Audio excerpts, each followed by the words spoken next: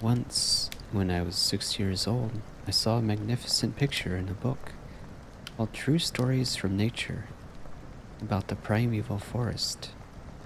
It was a picture of a boa constrictor in the act of swallowing an animal. Here's a copy of the drawing. In the book, it said, boa constrictors swallow their prey whole without chewing it. After that, they are not able to move, and they sleep through the 6 months that they need for digestion. I pondered then, deeply, over the adventures of the jungle, and after some work with a colored pencil, I succeeded in making my first drawing. My drawing number 1, it looked like this.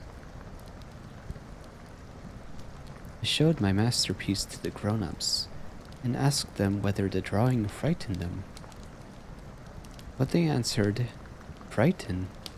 Why should anyone be frightened by a hat? ありがとう。My drawing was not a picture of a hat. Oh, Milkman has just subscribed. He's Silver 356 Comfy. hi Mune, thank you for 6 months. Thank you. Hi. My drawing was not a picture of a hat. It was a picture of a boa constrictor digesting an elephant, a soul. But since the grown-ups were not able to understand it, I made another drawing. I drew the inside of the boa constrictor so that the grown-ups could see it clearly. They always needed to have things explained. My drawing number 2 looked like this. The grown-up's response this time was to advise me to lay aside my drawings of boa constrictors, whether from the inside or the outside, and devote myself instead to geography, history, arithmetic, and grammar. That is why, at the age of 6, I gave up what might have been a magnificent career as a painter. I had been disheartened by the failure of my drawing number 1 and my drawing number 2. Grown-ups never understand anything by themselves, and it is tiresome for children to be always and forever explaining things to them. So then I chose another profession and learned to pilot airplanes. I've flown a little over all parts of the world, and it is true that geography has been very useful to me. At a glance, I can distinguish China from Arizona. If one gets lost in the night, such knowledge is valuable. In the course of this life, I have had a great many encounters with a great many people who have been concerned with matters of consequence. I have lived a great deal among grown-ups. I have seen them intimately, close at hand. And that hasn't much improved my opinion of them. Whenever I met one of them who seemed to me at all clear-sighted. Oh, give me just a moment.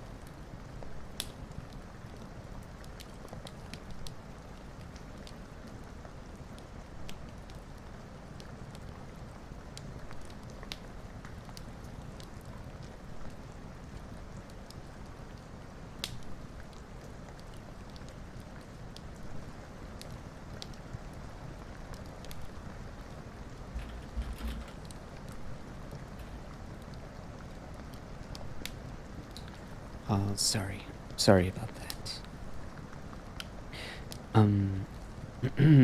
Okay, well, let me turn up my volume. かわいい。 Mew, thank you for the follow. Thank you.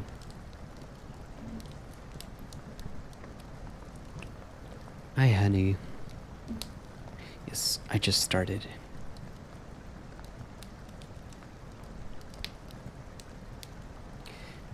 Whenever I met one of them who seemed to me at all clear-sighted, I tried the experiment of showing him my drawing number 1, which I have always kept.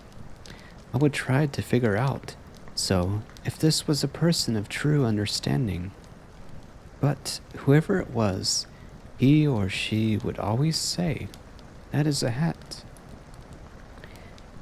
Then I would never talk to that person about boa constrictors, or primeval forests, or stars.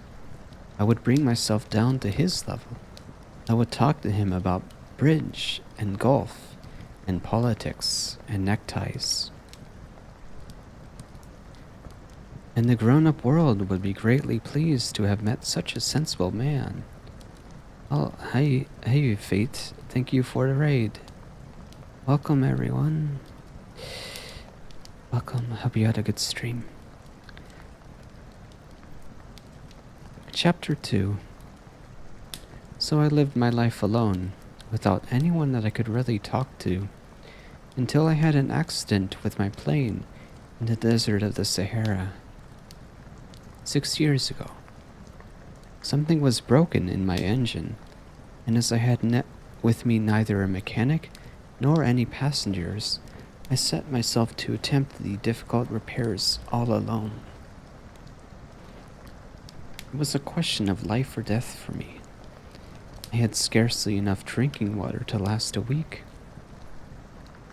The first night, then, I went to sleep on the sand, 1,000 miles from any human habitation. I was more isolated than a shipwrecked sailor. Hi, Silver Rose. Silver Rose, Soonshire Dex 100, Head Pat Catboy. I was more isolated than a shipwrecked sailor on a raft in the middle of the ocean. Thus, you can imagine my amazement at sunrise when I was awakened by an odd little voice. It said, "If you please, draw me a sheep." What? Draw me a sheep?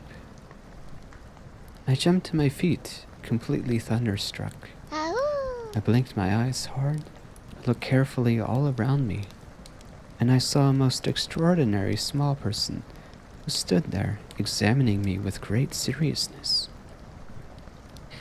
Here you may see the best portrait that later I was able to make of him, but my drawing is certainly very much less charming than its model. That, however, is not my fault. The grown-ups discouraged me in my painter's career when I was 6 years old, and I never learned to draw anything except boas from the inside and boas from the outside. Now I stared at this sudden apparition with my eyes barely starting out of my head in astonishment. Remember, I had crashed in the desert 1,000 miles from any inhabited region, and yet my little man seemed neither to be straying uncertainly among the sands, nor to be fainting from fatigue or hunger or thirst. Nothing about him gave any suggestion of a child lost in the middle of the desert, 1,000 miles from any human habitation. When at last I was able to speak, I said to him, "But what are you doing here?" And in answer he repeated, very slowly, as if he were speaking of a matter of great consequence, "If you please, draw me a sheep." When a mystery is too overpowering, one dare not disobey. Absurd as it might seem to me, 1,000 miles from any human habitation and in danger of death, I took out of my pocket a sheet of paper and my fountain pen. But then I remembered how my studies had been concentrated on geography, history, arithmetic, and grammar, and I told the little chap, a little crossly too, that I did not know how to draw. He answered, "That doesn't matter. Draw me a sheep." But I had never drawn a sheep, so I drew for him one of the 2 pictures I had drawn so often. It was that of the boa constrictor from the outside, and I was astounded to hear the little fellow greet it with, "No, no, no. I do not want an elephant inside of a boa constrictor. A boa constrictor is a very dangerous creature, and an elephant is very cumbersome. Where I live, everything is very small. What I need is a sheep. Draw me a sheep." So then I made a drawing. He looked at it carefully, then he said, "No, this sheep is already very sickly. Make me another." So I made another drawing. My friend smiled gently and indulgently. "You see yourself," he said, "that this is not a sheep. This is a ram. It has horns." So then I did my drawing once more. But it was rejected too, just like the others. "This one is too old. I want a sheep that will live a long time." By this time, my patience was exhausted because I was in a hurry to start taking my engine apart, so I tossed off this drawing.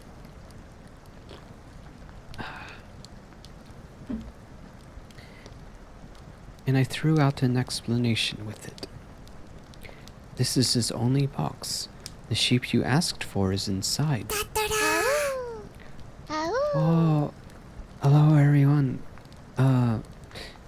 Ezra Spell, thank you for the raid. Hello. Welcome everyone. I'm just doing a little book reading tonight. I'm reading The Little Prince. Thank you for joining me, everyone. Hope you're having a good night and hope you had a good time on Ezra Spell's stream. Let me give you a shout out. Oh, you were also streaming ASMR. Okay. Thank you for the follows, everyone. Welcome. Welcome.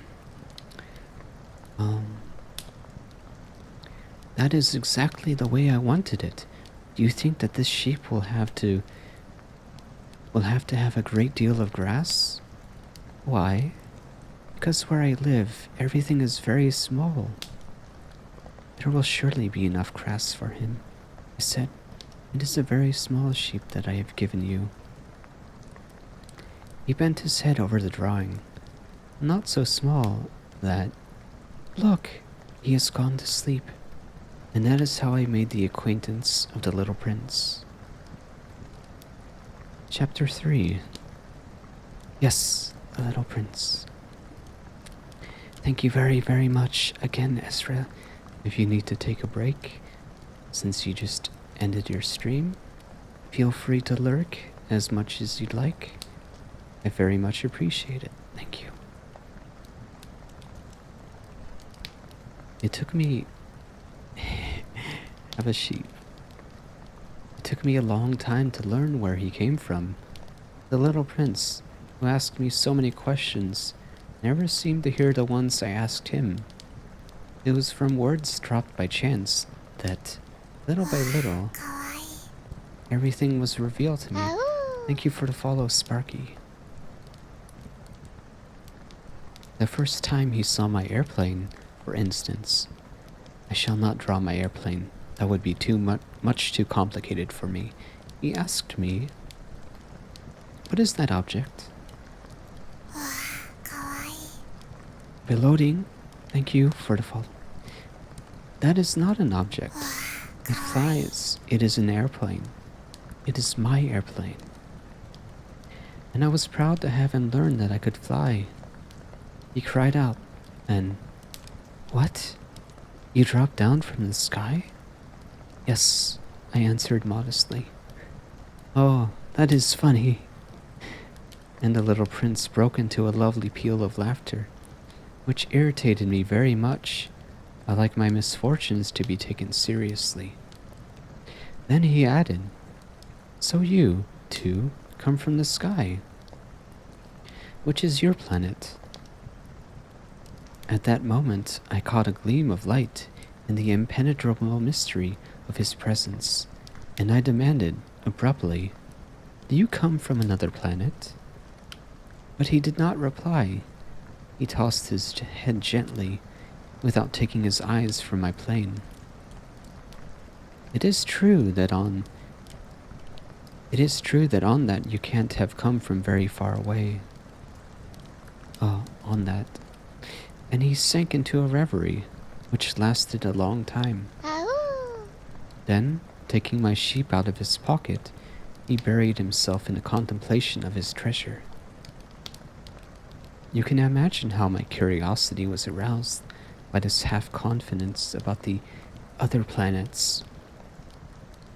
I made a great effort, therefore, to find out more on this subject. My little man, where do you come from? What is this where I live of which you speak? Where do you want me to take your sheep? Rather, where do you want to take your sheep? Thank you for the follow. After a reflective silence, he answered, The thing that is so good about the box you have given me is that at night he can use it as his house. That is so, and if you are good, I will give you a string, too, so that you can tie him during the day, and a post to tie him to. But the little prince seemed shocked by this offer. Tie him? What a queer idea. But if you don't tie him, I said, he will wander off somewhere and get lost.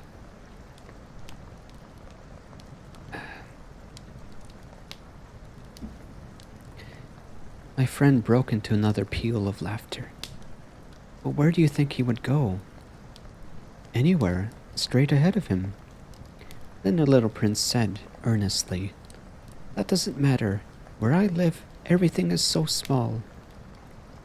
And, with perhaps a hint of sadness, he added, Straight ahead of him, nobody can go very far. Chapter 4. I had thus learned a second fact of great importance. This was that the planet the little prince came from was scarcely any larger than a house. But that did not really surprise me much. I knew very well that in addition to the great planets, such as the Earth, Jupiter, Mars, and Venus, to which we have given names, there are also hundreds of others, some of which are so small that one has a hard time seeing them through the telescope. When an astronomer discovers one of these, he does not give it a name, but only a number. He might call it, for example, Asteroid 325.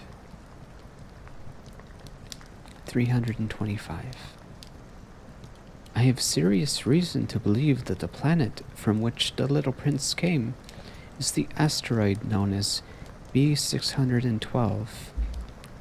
This asteroid has only once been seen through the telescope. That was by a Turkish astronomer in 1909.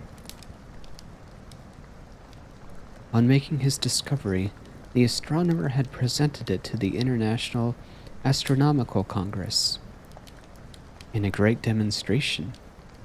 But he was in Turkish costume, and so nobody would believe what he said. Grown-ups are like that. Fortunately, however, for the reputation of asteroid B612, the Turkish dictator made a law that his subjects, under pain of death, should change to European costume. So in 1920, the astronomer gave his demonstration all over again, dressed with impressive style and elegance. And this time, everybody accepted his report. If I have told you these details about the asteroid and made a note of its number for you, it is on account of the grown-ups and their ways. When you tell them that you have made a new friend, they never ask you any questions about essential matters. They never say to you, What does his voice sound like? What games does he love best? Does he collect butterflies? Instead, they demand, How old is he? How many brothers has he? How much does he weigh? How much money does his father make? Only from these figures do they think they have learned anything about him. If you were to say to the grown-ups, I saw a beautiful house made of rosy brick with geraniums in the windows and doves on the roof. Thank you for the follow, William.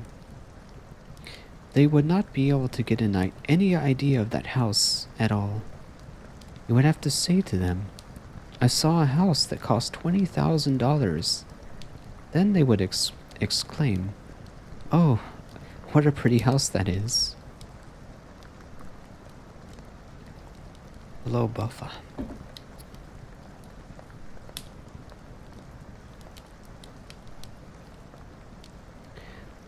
If you were to say to the grown-ups... Oh, I already read that, sorry. Arctic, thank you for the follow. Just so, you might say to them, the proof that the little prince existed is that he was charming, that he laughed, and that he was looking for a sheep. If anybody wants a sheep, that is proof that he exists. And what good would it do to tell them that? They would shrug their shoulders and treat you like a child. But if you said to them, the planet he came from is asteroid B612, then they would be convinced and leave you in peace from their questions. Hello, Trenu. Thank you again, Arctic, for the follow. They are like that. One must not hold it against them. Children should always show great forbearance toward grown-up people. Oh, thank you, Jakiro. Thank you. Thank you, Stalker. But certainly, for us who understand life, figures are a matter of indifference. I should have liked to begin this story in the fashion of the fairy tales. I should have liked to say, once upon a time there was a little prince who lived on a planet that was scarcely larger than himself and who had need of a sheep. To those who understand life, that would have given a much greater air of truth to my story. For I do not want anyone to read my book carelessly. I have suffered too much grief in setting down these memories. 6 years have already passed since my friend went away from me with his sheep. If I try to describe him here, it is to make sure that I shall not forget him. Soima, thank you for the follow. Thank you for the headpats. Thank you. To forget a friend is sad. Not everyone has had a friend, and if I forget him, I may become like the grown-ups, who are no longer interested in anything but figures. It is for that purpose, again, that I have bought a box of paints and some pencils. It is hard to take up drawing again at my age, when I have never made any pictures except those of the boa constrictor from the outside and the boa constrictor from the inside. Since I was 6. I shall certainly try to make my portraits as true to life as possible, but I am not at all sure of success. One drawing goes all right, and another has no resemblance to its subject. I make some errors, too, in the little prince's height. In one place he is too tall, and in another too short. And I feel some doubts about the color of his costume, so I fumble along as best as I can. Now good, now bad, and I hope generally fair to middling. In certain more important details, I shall make mistakes also, but that is something that will not be my fault. My friend never explained anything to me. Thank you, Soima. He thought, perhaps, that I was like himself, but I, alas, do not know how to see sheep through the walls of boxes. Perhaps I am a little like the grown-ups. I've had to grow old. Hold on, let me take a drink.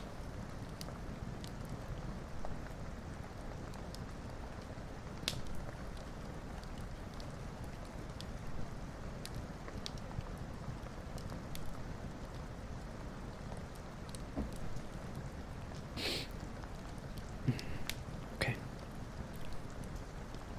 Chapter 5. As each day passed, I would learn, in our talk, something about the little prince's planet, his departure from it, his journey.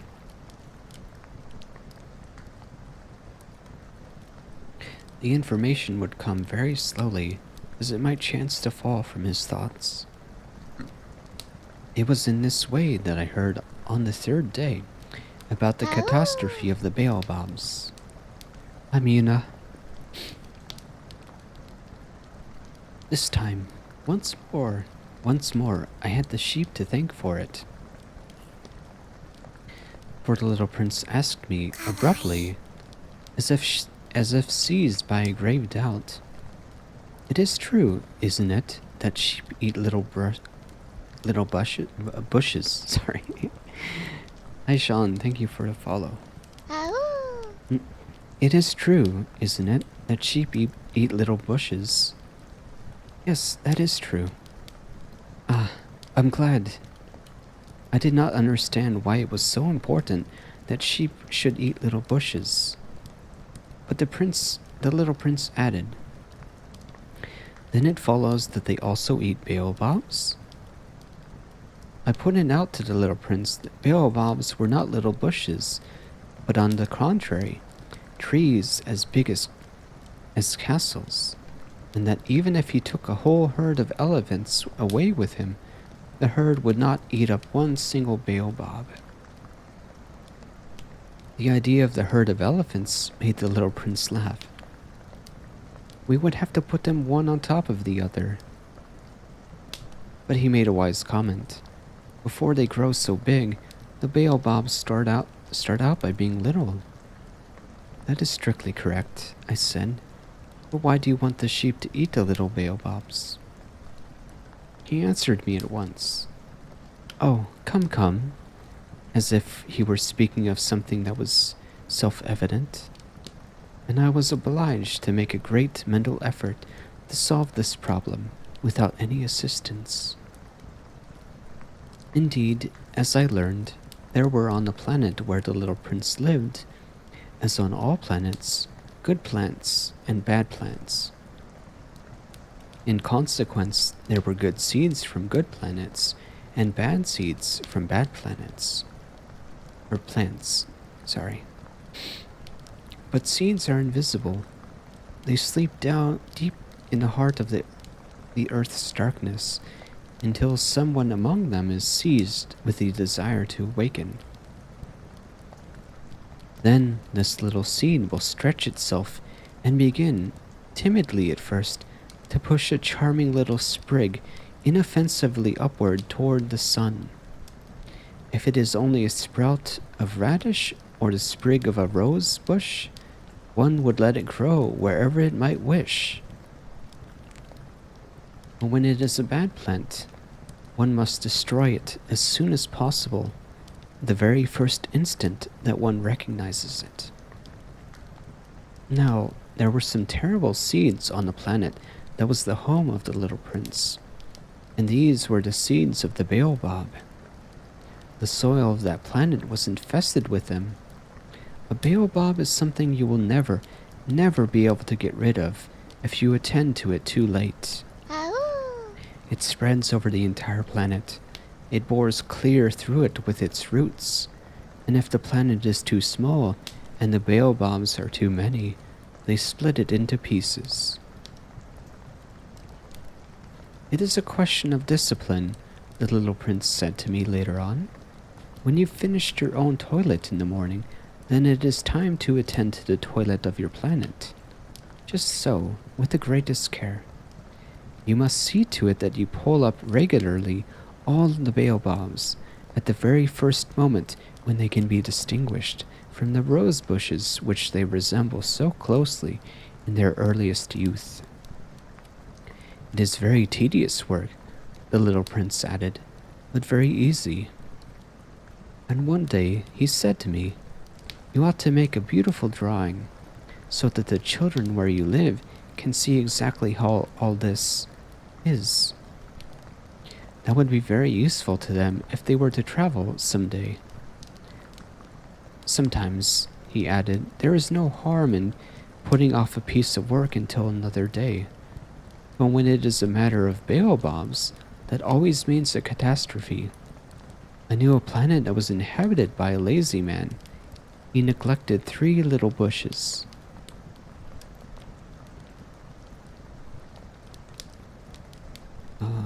So as the little prince described it to me, I have made a drawing of that planet. I do not much like to take the tone of a moralist, but the danger of the baobabs is so little understood, and such considerable risks would be run by anyone who might get lost on an asteroid, that for once I am breaking through my reserve. Children, I say plainly, watch out for the baobabs.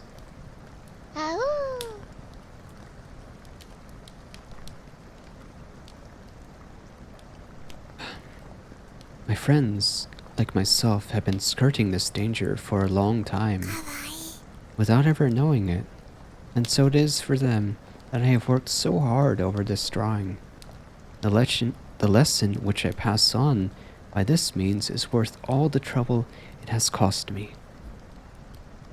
Thank you for the follow, QMI. Perhaps you will ask me, why are there no other drawings in this book, as magnificent as and impressive as this drawing of the baobabs? The reply is simple. I have tried, but with the others I have not been successful. When I made the drawing of the baobabs, I was carried beyond myself by the inspiring forces of urgent necessity. Let me take another sip.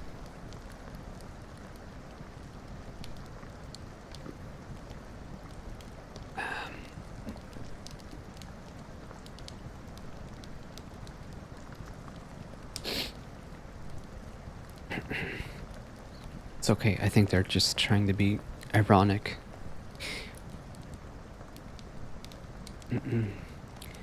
Okay. Chapter 6. Oh, little prince. Bit by bit, I came to understand the secrets of your sad little life. For a long time, you had found your only entertainment in the quiet pleasure of looking at the sunset. I learned that new detail on the morning of the 4th day, when you said to me, "I am very fond of sunsets. Come, let us go look at a sunset now." "But we must wait," I said. "Wait? For what?" "For the sunset. We must wait until it is time." At first you seemed to be very much surprised, and then you laughed to yourself. You said to me, "I am always thinking that I am at home." Just so, everybody knows that when it is noon in the United States, the sun is setting over France. If you could fly to France in 1 minute, you could go straight into the sunset, right from noon. Unfortunately, France is too far away for that. But on your tiny planet, my little prince, all you need to do is move your chair a few steps. You can see the day end and the twilight falling wherever you like, whenever you like. One day, you said to me, I saw the sunset 44 times. And a little later, you added, you know, one loves the sunset when one is so sad. Were you sad then? I asked, on the day of the 44 sunsets. But the little prince made no reply. I hope you're able to relax and get some good rest.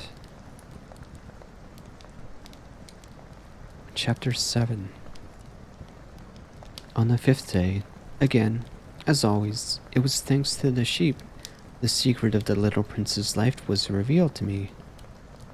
Abruptly, without anything to lead up to it, and as if the question had been born of long and silent meditation on his problem, he demanded, "A sheep, if it eats little bushes, does it eat flowers too?" "A sheep," I answered, "eats anything it finds in its reach. Even flowers that have thorns? Yes, even flowers that have thorns." "Then the thorns, what use are they?" I did not know. At that moment, I was very busy trying to unscrew a bolt that had got stuck in my engine. I was very much worried, for it was becoming clear to me that the breakdown of my plane was extremely serious, and I had so little drinking water left that I had to fear for the worst. "Thank you, QM. "The thorns, what use are they?" The little prince never let go of a question once he had asked it. As for me, I was upset over that bolt, and I answered with the first thing that came into my head. The thorns are of no use at all. Flowers have thorns just for spite." That's good. I'm kind of new to this story reading thing, but I'm having a good time with it. This is one of my favorite short stories too, so I'm glad to read it and share with everyone.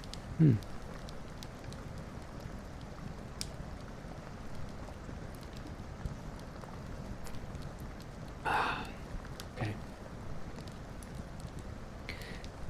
Thorns are of no use at all. Flowers have thorns just for spite. Oh. There was a moment of complete silence. Then a little prince flashed back at me with a kind of resentfulness. "I don't believe you. Flowers are weak creatures. They are naive. They reassure themselves as best they can. They believe that their thorns are terrible weapons." I did not answer. At that very instant, I was saying to myself, if this bolt still won't turn, I'm going to knock it out with a hammer. Again, the little prince disturbed my thoughts. "And you actually believe that flowers—" "Oh no," I cried. No. I don't believe anything. I answered you with the first thing that came into my head. Don't you see? I am very busy with matters of consequence." He stared at me, thunderstruck. "Matters of consequence?" He looked at me there, with my hammer in my hand, my fingers black with engine grease, bending down over an object which seemed to him extremely ugly. "You talk just like the grown-ups." That made me a little ashamed, but he went on relentlessly. "You mix everything up together. You confuse everything." He was really very angry. He tossed his golden curls in the breeze. "I know a planet where there is a certain red-faced gentleman. He has never smelled a flower. He has never looked at a star. He has never loved anyone. He has never done anything in his life but add up figures. And all day he says over and over, just like you, 'I am busy with matters of consequence.' And that makes him swell up with pride. But he is not a man. He is a mushroom." "Hi, Sparky." "Welcome." "A what?" "A mushroom." The little prince was now white with rage. "The flowers have been growing thorns for millions of years. For millions of years, the sheep have been eating them just the same. And as it is not a matter of consequence to try to understand why the flowers go to so much trouble to grow thorns, which are never of any use to them, is the warfare between the sheep and the flowers not important? Is this not of any more consequence than a fat, red-faced gentleman's sums? And if I know, I, myself, one flower which is unique in the world, which grows nowhere but on my planet, but which one little sheep can destroy in a single bite some morning without even noticing what he is doing. Oh, you think that is not important? His face turned from white to red as he continued. If someone loves a flower, of which just one single blossom grows in all the millions and millions of stars, it is enough to make him happy. Just to look at the stars, he can say to himself, "Somewhere, my flower is there." But if the sheep eats the flower, in one moment, all his stars will be darkened. And you think that is not important? He could not say anything more. His words were choked by sobbing. The night had fallen. I had let my tools drop from my hands. Of what moment now was my hammer, my bolt, or thirst, or death? On one star, one planet, my planet, the Earth, there was a little prince to be comforted. I took him in my arms and rocked him. I said to him, "The flower that you love is not in danger. I will draw a muzzle for your sheep.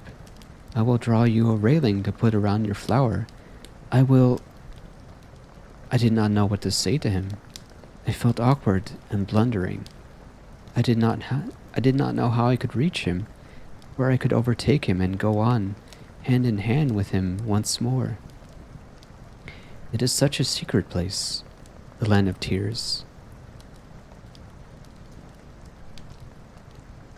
It's okay. It's okay. Feel free to chill here. Relax.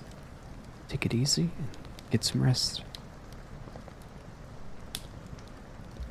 Give me just a moment, please. I'm gonna get some more water. Thank you everyone for being here. I'll be right back.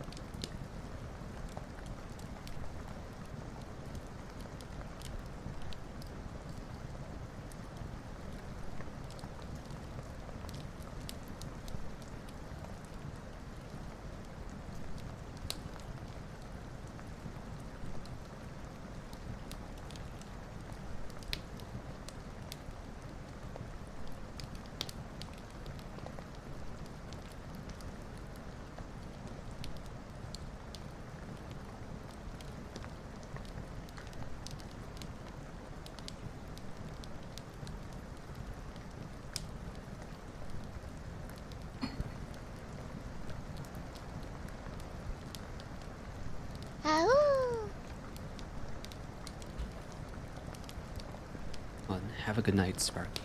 Sparksy.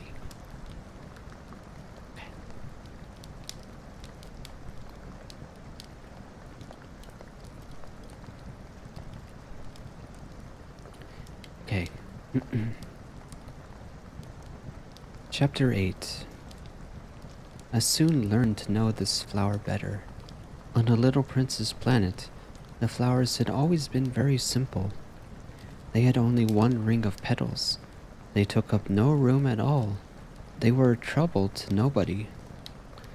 One morning they would appear in the grass, and by night they would have faded peacefully away.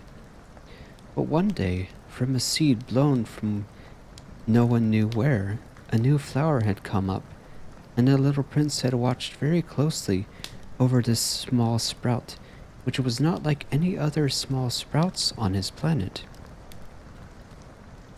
It might, you see, have been a new kind of baobab. The shrubs soon stopped growing and began to get ready to produce a flower.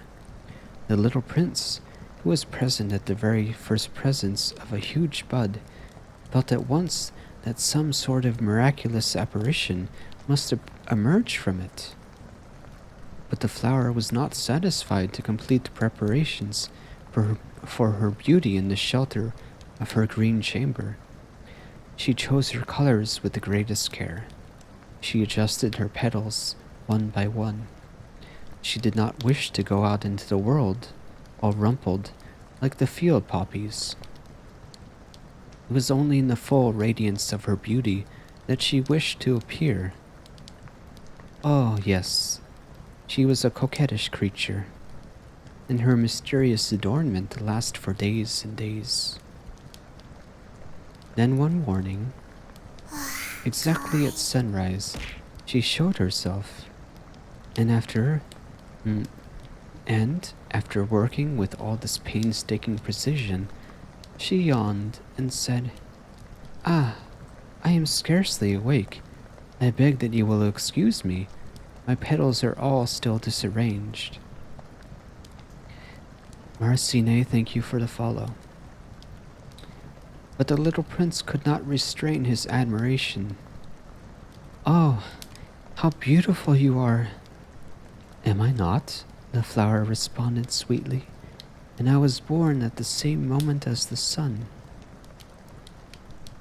The little prince could guess easily enough that she was not any too modest, but how moving and exciting she was. "I think it is time for my breakfast," she added an instant later. "If you would have the kindness to think of my needs." And the little prince, completely abashed, went to look for a sprinkling can of fresh water. So he tended the flower. So too, she began to very quickly torment him with her vanity.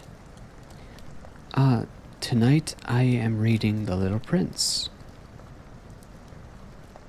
I think it is a very well-known short story and children's book. It's a great book, isn't it? So too, she began to very quickly to torment him with her vanity, which was, if truth be known, a little difficult to deal with. One day, for instance, when she was speaking of her 4 thorns, she said to the little prince, "Let the tigers come with their claws." "There are no tigers on my planet," the little prince objected. "And, anyways, tigers do not eat weeds." "I am not a weed," the flower replied. "Please excuse me. I am not at all afraid of tigers," she went on, "but I have a horror of drafts. I suppose you wouldn't have a screen for me?" "A horror of drafts? That is bad luck for a plant," remarked the little prince, and added to himself, "This flower is a very complex creature. At night, I want you to put me under a glass globe. It is very cold where you live, in the place I came from." But she interrupted herself at that point. She had come in the form of a seed. She could not have known anything of other worlds. Embarrassed over having let herself be caught on the verge of such a naive untruth, she coughed 2 or 3 times in order to put the little prince in the wrong. "The screen? I was just going to look for it when you spoke to me." Then she forced her cough a little more so that he should suffer from remorse just the same. So, the little prince, in spite of all the good will that was inseparable from his love, had soon come to doubt her. He had taken seriously words which were without importance, and it made him very unhappy. "I ought not to have listened to her," he confided to me one day. "One never ought to listen to the flowers. One should simply look at them and breathe their fragrance. Mine perfumed all my planet, but I did not know how to take pleasure in all her grace. This tale of claws, which disturbed me so much, should have only filled my heart with tenderness and pity." And he continued his confidences. "The fact is that I did not know how to understand anything. I ought to have judged by deeds and not by words.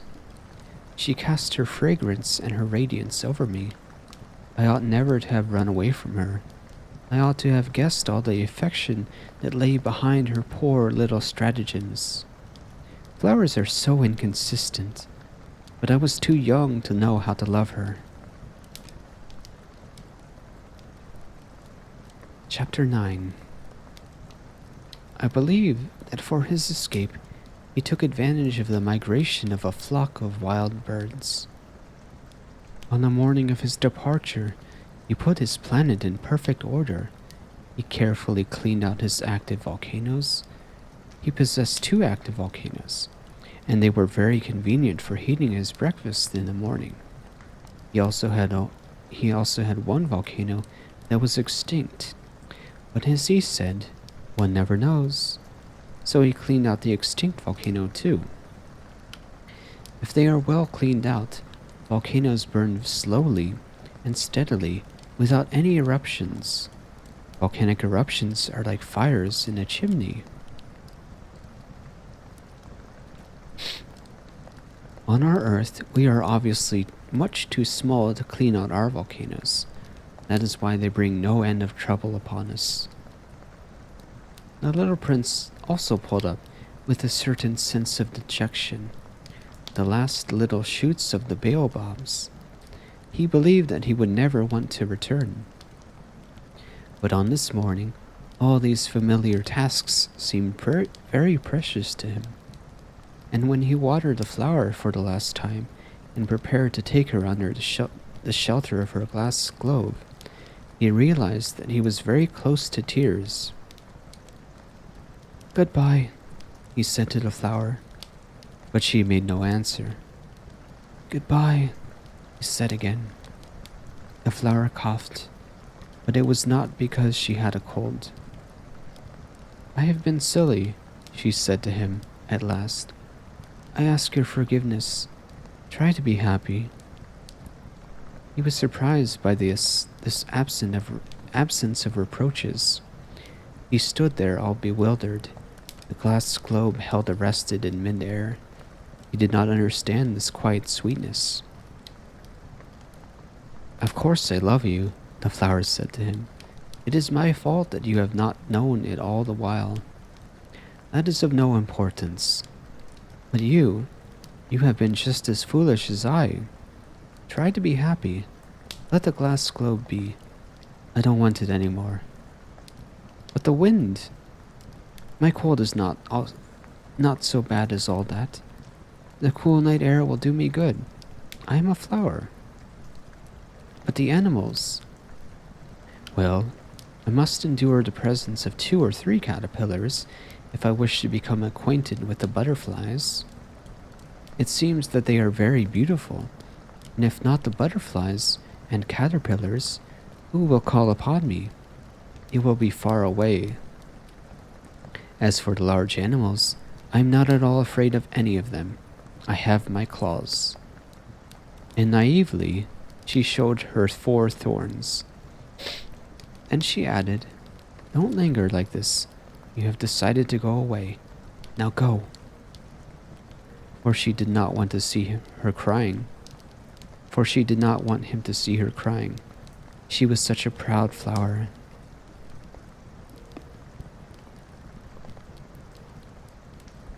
Alright. I believe the next chapter will be the last one I read tonight. And afterwards I'll take a very short break and switch over to Elden Ring. But I will be uploading a VOD of this to YouTube if anyone wants to listen to it later. As well as all of the other reading streams that I do in the future.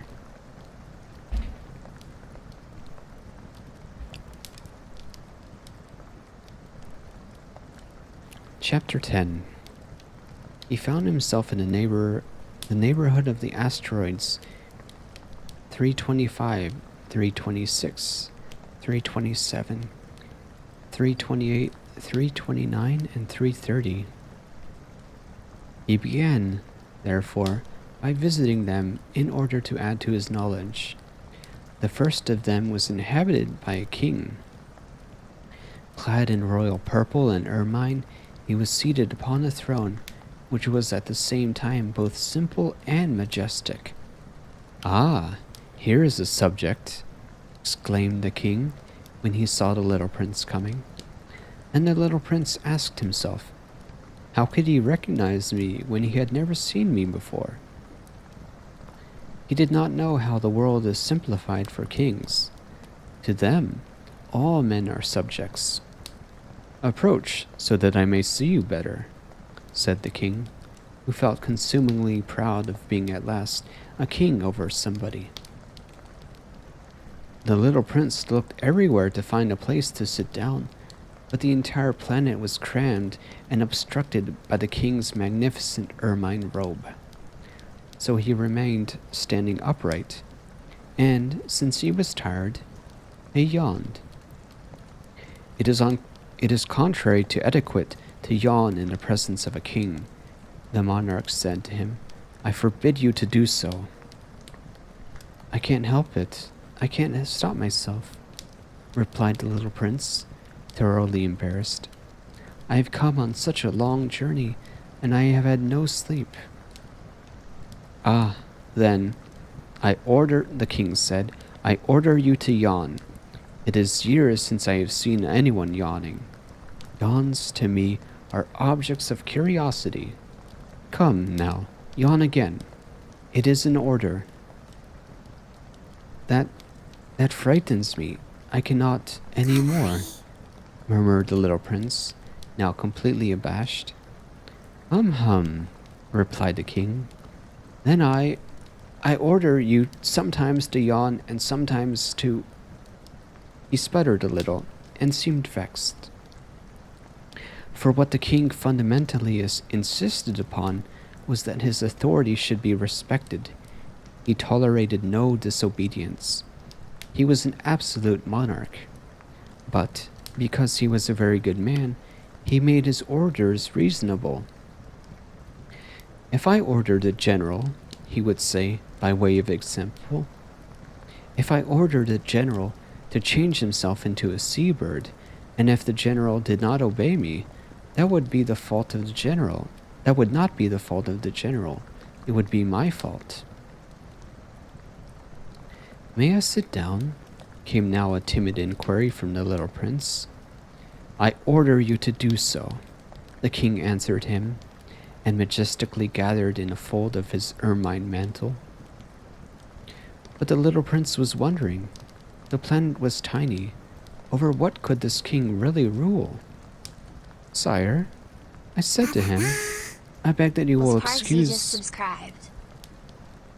Amori Doves, thank you for the follow. And Sparky, thank you so much. Thank you so very much for the sub. Thank you. Yeah. And thank you for the follow, Split. Continuing on. "Sire," he said to him, I beg that you will excuse my asking you a question." "I order you to ask me a question," the king hastened to assure him. "Sire, over what do you rule?" "Over everything," said the king, with magnificent simplicity. "Over everything?" The king made a gesture which took in his planet, the other planets, and all the stars. "Over all that?" asked the little prince. "Over all that," the king answered. For his rule was not only absolute, it was also universal. "And the stars obey you?" "Certainly they do," the king said. "They obey instantly. I do not permit insubordination." Such power was a thing for the little prince to marvel at. If he had been a master of such complete authority, he would have been able to watch the sunset not 44 times in one day, but 72, or even 100 or 200 times, without ever having to move his chair. And because he felt a bit sad as he remembered his little planet which he had forsaken, He plucked up his courage to ask the king a favor. I should like to see a sunset. Do me that kindness. Order the sun to set. If I ordered the general to fly from one flower to another like a butterfly, or to write a tragic drama, or to change himself into a seabird, and if the general did not carry out the order that he had received, which of us would be in the wrong? The king demanded. The general or myself? You, the little prince said firmly. Exactly. Sorry. One must require from each one the duty which each one can perform, the king went on. Accepted authority rests first of all on reason. If you ordered your people to go and throw themselves into the sea, they would rise up in revolution. I have the right to require obedience because my orders are reasonable. Then my sunset, the little prince reminded him, for he had never forgot a question once he had asked it. You shall have your sunset, I shall command it, but according to my science of government, I shall wait until conditions are favorable. When will that be? The little prince inquired. Replied the king, and before saying anything else, he consulted a bulky almanac. That will be that will be this evening, about 20 minutes to 8, and you will see how well I am obeyed. The little prince yawned. He was regretting his lost sunset, and then, too, he was already beginning to be a little bored. I have nothing more to do here, he said to the king, so I shall set out on my way again. Do not go, said the king, who was very proud of having a subject. Do not go. I will make you a minister. Minister of what? Minister of justice. But there is nobody here to judge. We do not know that, the king said to him. I have not yet made a complete tour of my kingdom. I am very old. There is no room here for a carriage, and it tires me to walk. Oh, but I have looked already, said the little prince, turning around to give one more glance to the other side of the planet. On that side, as on this, there was nobody at all.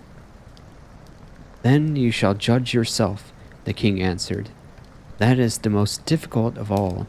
It is much more difficult to judge oneself than to judge others. If you succeed in judging yourself rightly, then you are indeed a man of true wisdom. Yes, said the little prince, but I can judge myself anywhere. I do not need to live on this planet. Said the king. I have good reason to believe that somewhere on my planet there is an old rat. I hear him at night. You can judge this old rat. From time to time, you will condemn him to death. Thus, his life will depend on your justice. But you will pardon him on each occasion, for he must be treated thriftily. He's the only one we have. I, replied the little prince, do not like to condemn anyone to death. And now I think I will go on my way. No, said the king. But the little prince, having now completed his preparations for departure, had no wish to grieve the old monarch. If your majesty wishes to be promptly obeyed, he said, he should be able to give me a reasonable order. He should be able, for example, to order me to be gone by the end of 1 minute. It seems to me that the conditions are favorable. As the king made no answer, the little prince hesitated a moment. Then, with a sigh, he took his leave. I made you my ambassador, the king called out, hastily. He had a magnificent air of authority. The grown-ups are very strange, the little prince said to himself, as he continued on his journey. And that journey we will continue next time. So I'll be ending my reading for tonight, but I'll continue some other time. I don't know how often I'll be doing this, but it seems like you guys enjoy them, so they might be more often. Okay. But yeah, I'm gonna take a short break and then I'll switch over to Elden Ring for a little while. Thank you for watching. Thank you for watching, everyone. I'll be right back.